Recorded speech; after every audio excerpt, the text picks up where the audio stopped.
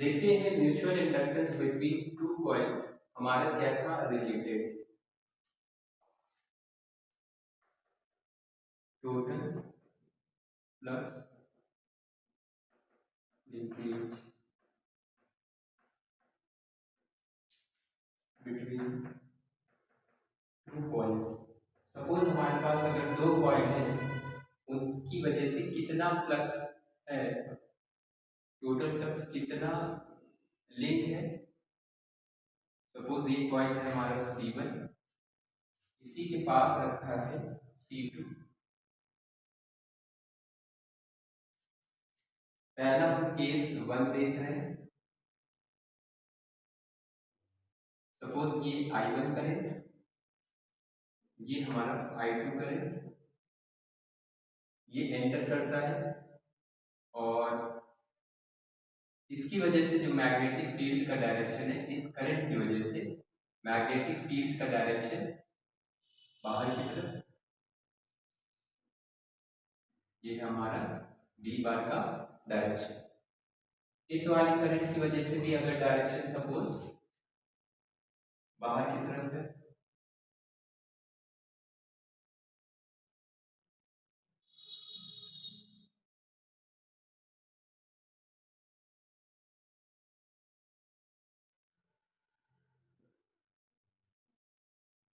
तो हमें दिख रहा है क्या,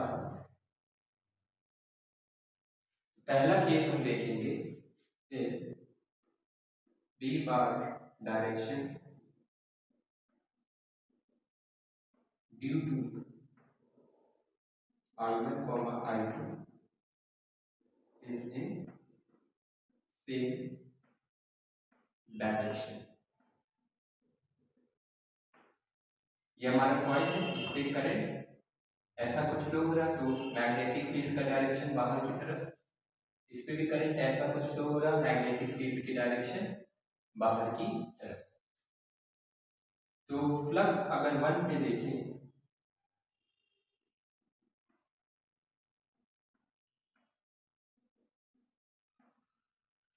फाइबर कितना आएगा, फ्लक्स हमारा 1 में कितना आएगा, एक लूप का अगर देखें तो इसका जो इंडक्टेंस होगा L1, इसका इंडक्टेंस L2। एक तो सेल्फ इंड्यूस्ड ईएमएफ आएगा L1 I1, यहाँ पे I2 की वजह से इस पे फ्लक्स आएगा कुछ म्यूचुअल इंडक्टेंस की वजह से M इंटू I2। उसी तरह phi2 अगर देखें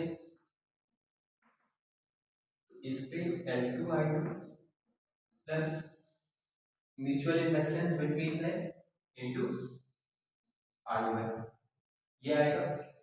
दोनों हमने ऐड किया है, क्यों ऐड किया कि दोनों में मैग्नेटिक फील्ड सेम डायरेक्शन है, तो फ्लक्स हमारा ऐड हो जाएगा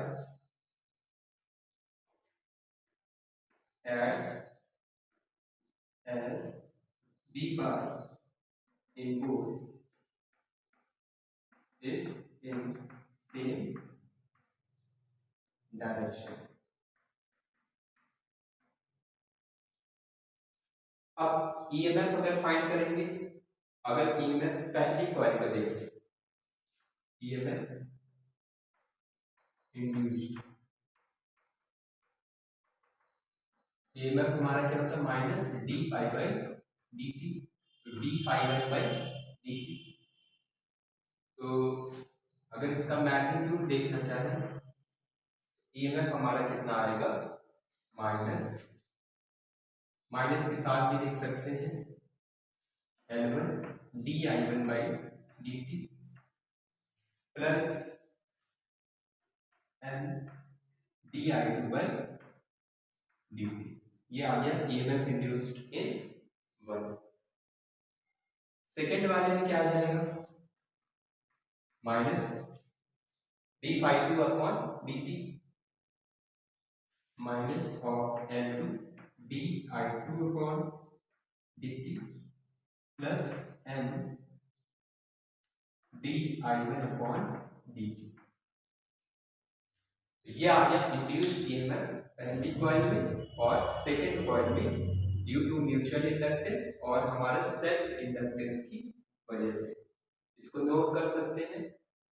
सेकेंड केस में हम देखेंगे अगर हमारा बी बार का डायरेक्शन दोनों में अपोजिट होता तो क्या करेंगे। इसका मैग्नीट्यूड क्या लिख सकते हैं, और मैग्नीट्यूड ऑफ E1 हमारा आ गया L1 di1 by dt plus M di2 upon dt, ये आएगा। नेक्स्ट देखते हैं केस 2। अगर हमारा B का डायरेक्शन अपोजिट है I1 I2 की वजह से तो क्या होगा। तो सपोज इस पे करंट हमारा ऐसा कुछ नीचे डायरेक्शन में है,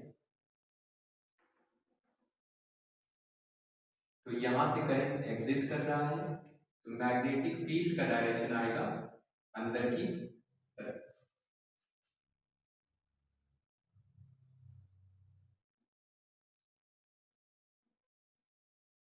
यह आ गया फर्स्ट की वजह से। और दूसरा पॉइंट ले लो, दूसरे कॉइल में सपोज करंट हमारा ये I1 ये I2। दूसरे कॉइल में अगर देखें इस लूप में तो मैग्नेटिक फील्ड कैसा आ रहा है, उस साइड अपोजिट साइड।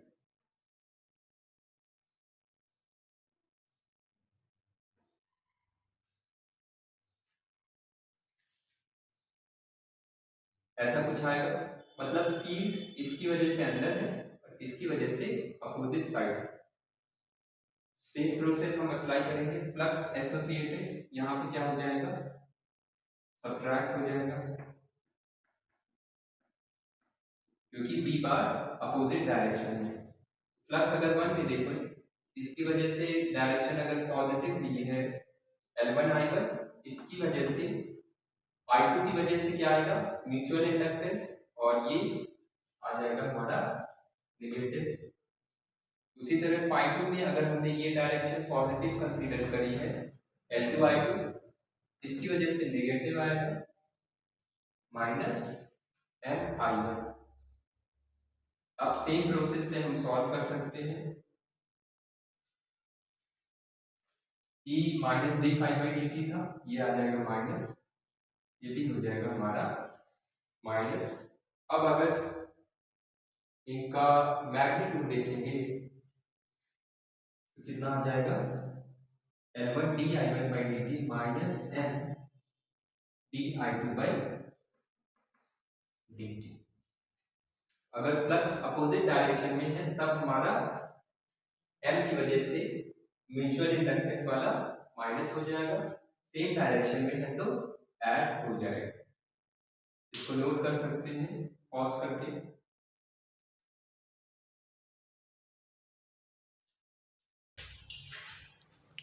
नेक्स्ट देखते हैं इंडक्टर्स कॉम्बिनेशन। अगर हमारे इंडक्टर्स सीरीज में लगे हैं तो हमारा क्या होगा। तो ये अगर इंडक्टर है पहला, ये दूसरा इंडक्टर L1 और ये L2। तो जैसे हम रेजिस्टेंस वाले केस में पढ़ते हैं कि रेजिस्टेंस अगर सीरीज में है तो R1 प्लस R2 आता है, उसी तरह यहाँ पे देखेंगे कि क्या हुआ है। तो सपोज इस पे करंट I फ्लो हो रही है, I करंट इसमें से भी जाएगी और इस L2 में से भी जाएगी। सपोज इनके बीच का जो म्यूचुअल इंडक्टेंस अगर लें, if mutual inductance between L1 and L2 is M। अब देखते हैं फ्लक्स अगर 1 में देखें तो कितना आएगा, L1 into I। Current same direction में है, मतलब मैग्नेटिक फील्ड जो आएगी वो सेम डायरेक्शन में। यहाँ पे मैं मैग्नेटिक फील्ड सेम डायरेक्शन में, सेम डायरेक्शन में है तो ऐड हो जाएगी, तो L1I प्लस म्यूचुअल इंडक्टेंस की वजह से M इंटू आई। उसी तरह phi2 भी आ जाएगा हमारे पास L2I plus M into I, ये आएगा हमारे पास।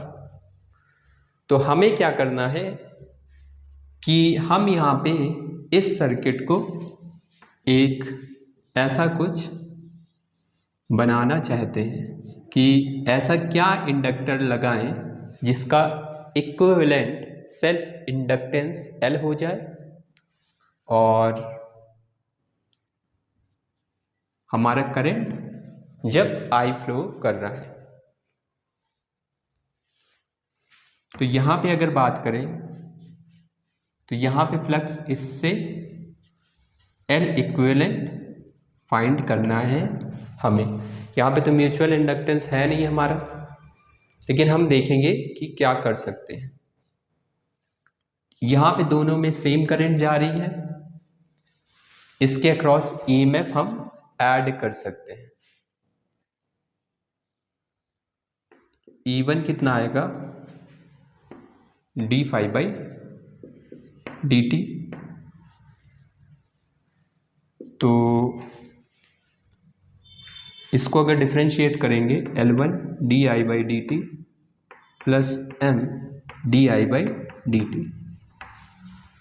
उसी तरह E2 आ जाएगा हमारे पास d phi 2 upon dt L2 di by dt plus M di by dt, ये आएगा हमारे पास, नोट कर सकते हैं। अब अगर इसके अक्रॉस EMF हमारा, इसके अक्रॉस EMF हमने E लिया है, तो E इक्विवेलेंट लिख सकते हैं या फिर E नेट। तो E नेट कितना आएगा, E1 plus E2। E net आ जाएगा हमारे पास E1 plus E2। E net अगर देखेंगे तो कितना आना चाहिए, L di by dt। Minus sign इसीलिए नहीं लगाया है क्योंकि हर तरफ से कैंसिल हो जाएगा। तो E1 प्लस E2, L वाला क्या हो जाएगा, L1 plus L2 di by dt, और यहां आ जाएगा M और M सेम टर्म्स है, plus 2M di by dt। इस इक्वेशन को अगर ध्यान से देखें तो di बाई dt हमारा हर तरफ से कैंसिल हो जाएगा और L इक्विवेलेंट आएगा L1 plus L2 plus 2M। ये आ गया हमारा रिजल्ट। अगर म्यूचुअल इंडक्टेंस हमारा 0 गिवन होता तो L इक्विवेलेंट क्या आ जाएगा, L1 प्लस L2। तो इसको नोट कर सकते हैं। नेक्स्ट केस देखेंगे हम पैरेलल वाले में क्या कर सकते हैं। अप्रोच हमारा सेम रहेगा,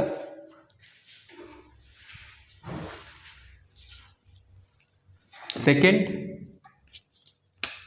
इसको पॉज करके नोट कर सकते हैं। सेकेंड देखते हैं पैरेलल कॉम्बिनेशन। तो सपोज अब हमारा क्या है, ये L1, ये L2, इस पे हमने I करंट को फ्लो करवाया, I1 इसमें गया और I2 इसमें फ्लो हो गया। हमें क्या करना है, इसे इक्विवेलेंट सर्किट से रिप्लेस करना है। तो यहां पे हमें L इक्विवेलेंट फाइंड करना है। अब क्या करेंगे,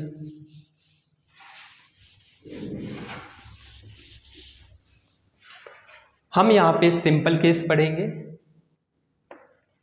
म्यूचुअल इंडक्टेंस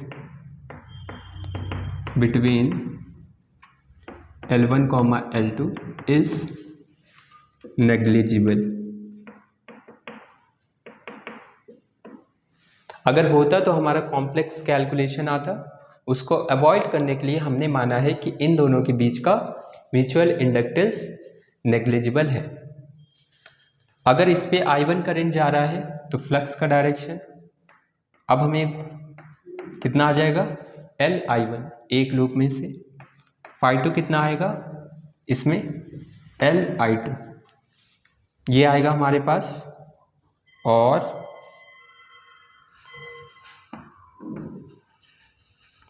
अगर हम फाइंड करें E1 d∅1 अपॉन dt,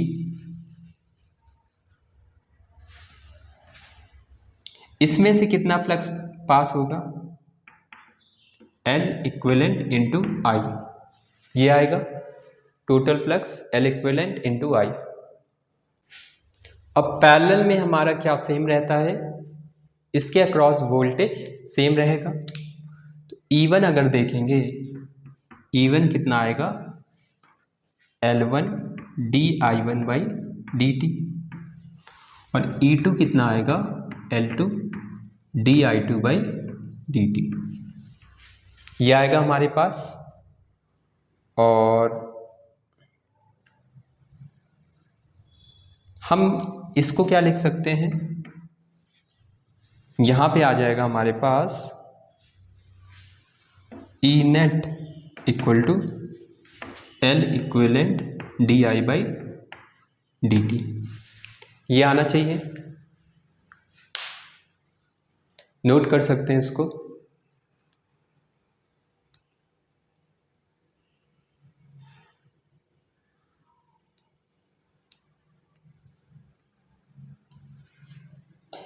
अब यहां पे करंट क्या है, I1 प्लस I2,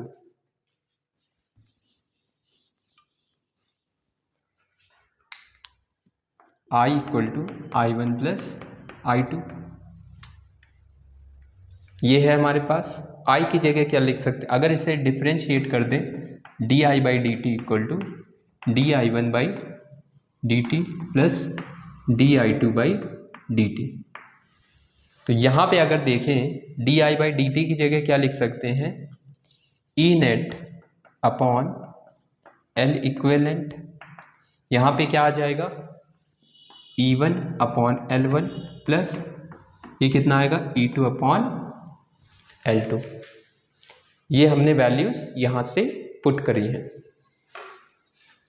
अब हमारा EMF यहां पे लिख सकते हैं as E1 equal to E2 equal to E net. Parallel में EMF सेम रहता है, तो यहाँ पे हमारा था ये पहला इंडक्टर, ये हमारा दूसरा इंडक्टर, ये दो पॉइंट्स थे A और B, इन दोनों के अक्रॉस पोटेंशियल डिफरेंस सेम, इसी को रिप्लेस किया हमने एक इक्विवेलेंट से। पोटेंशियल डिफरेंस तो अभी भी हमारा A और B के बीच का ही रहा, इसलिए तीनों क्या है, सेम है। तो 1 बाई एल इक्विवेलेंट आ गया 1 by L1 plus 1 by L2,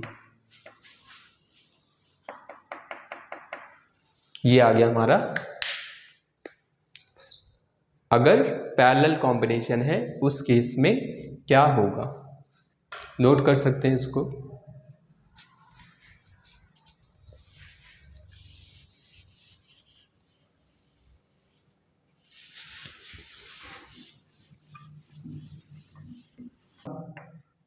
combination series में है बट फ्लक्स हमारा अपोजिट डायरेक्शन में है,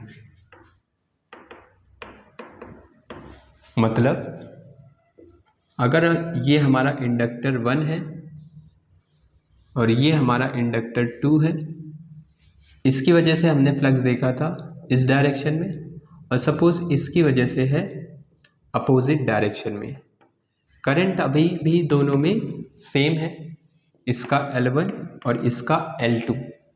इस केस में L इक्विवेलेंट क्या होगा वो हमें फाइंड करना है, L इक्विवेलेंट और ये I करंट। तो ईएमएफ हमारा फ्लक्स इन 1 कितना आएगा, L1 I।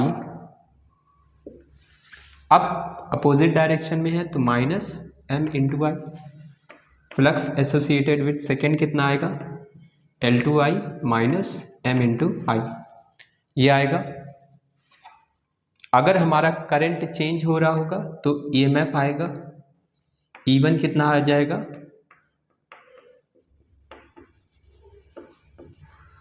डिफ्रेंशिएट कर देंगे, L1 di/dt minus M di/dt। उसी तरह E2 कितना आ जाएगा, L2 di/dt minus M di/dt। यहाँ पे अगर देखें ई नेट को हम क्या लिख सकते हैं, L इक्विवेलेंट di/dt। नोट कर सकते हैं इतना पॉज करके। तो ई नेट हमारा क्या होगा, इसके अक्रॉस ईएमएफ प्लस इसके across EMF, E1 plus E2 add करते हैं, L1 plus L2 di/dt minus M और माइनस M मिलके क्या हो गया, माइनस 2M di/dt।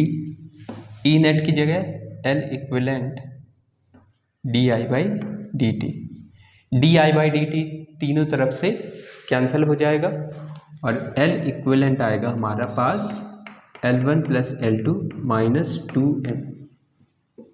तो अगर हमारा फ्लक्स अपोज कर रहा है, दोनों में अपोजिट डायरेक्शन में है तो निगेटिव साइन लग जाएगा M के साथ, सेम डायरेक्शन में है तो प्लस का 2M आएगा।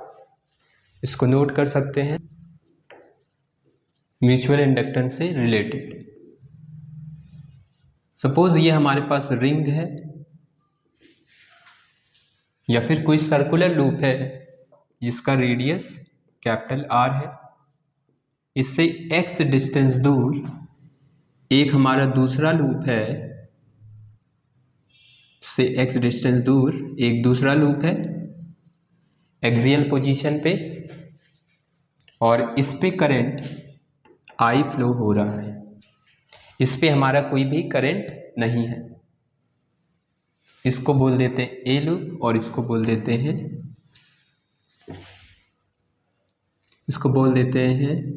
P, इसको बोल देते हैं Q।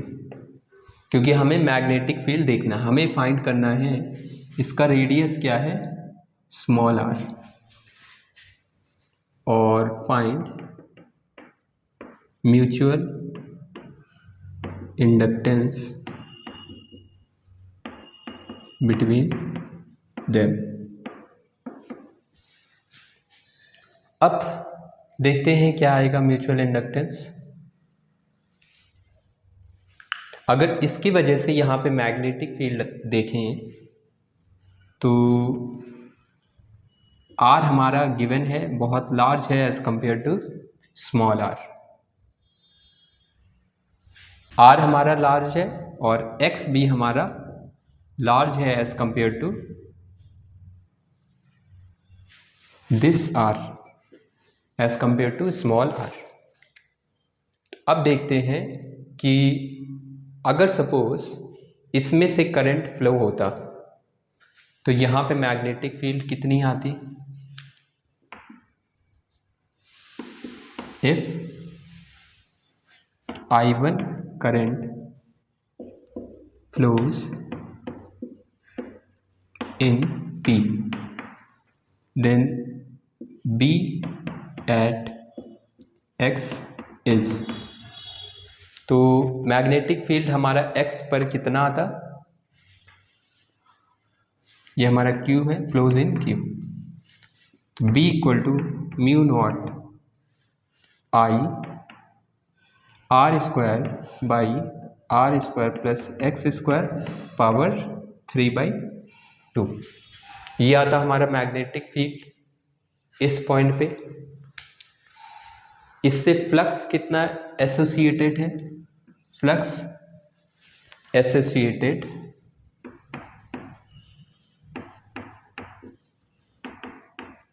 विथ P, सेकेंड वाले से फ्लक्स कितना एसोसिएटेड है, कितना आएगा, फाई इक्वल टू, इसको अगर BQ लिख दें, फ्लक्स हमारा P से कितना एसोसिएटेड है, मैग्नेटिक फील्ड जो इस पॉइंट पे है, और इनटू इसका एरिया पाई आर स्क्वायर, इसका एरिया क्या है, pi are square, small r square आएगा। इसको पहले नोट कर लें, पॉज करके भी नोट कर सकते हैं। ये तो आ गया फ्लक्स, हमें तो म्यूचुअल इंडक्टेंस फाइंड करना है।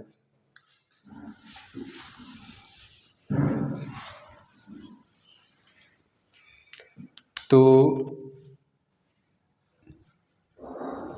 नेट फ्लक्स हमारा आएगा M into current in I1।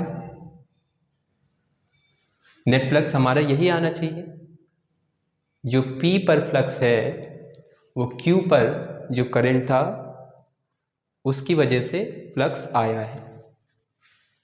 तो यहाँ से फ्लक्स हमारा आ चुका है, BQ pi are square equal to MI1। यहाँ पे अगर पुट कर दें mu naught I1 R square by R square plus x square power 3/2 MI1 pi are square, I1 से I1 कैंसिल हो जाएगा, I1 से I1 कैंसिल हो जाएगा, और हमारा कितना आ जाएगा आंसर,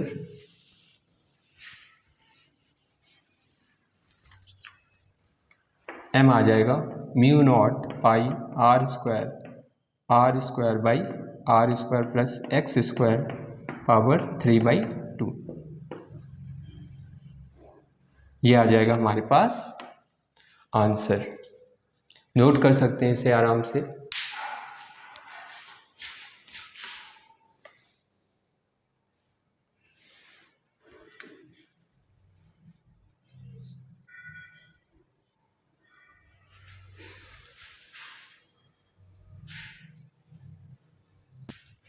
यहाँ पे हमारा 2 भी आना चाहिए, mu not I R square by 2 होता है, तो यहाँ पे भी 2 आएगा और यहाँ पे भी 2 आएगा। सपोज इसी क्वेश्चन में हमसे पूछा जाता, इसी का सेकेंड पार्ट है फ्लक्स एसोसिएटेड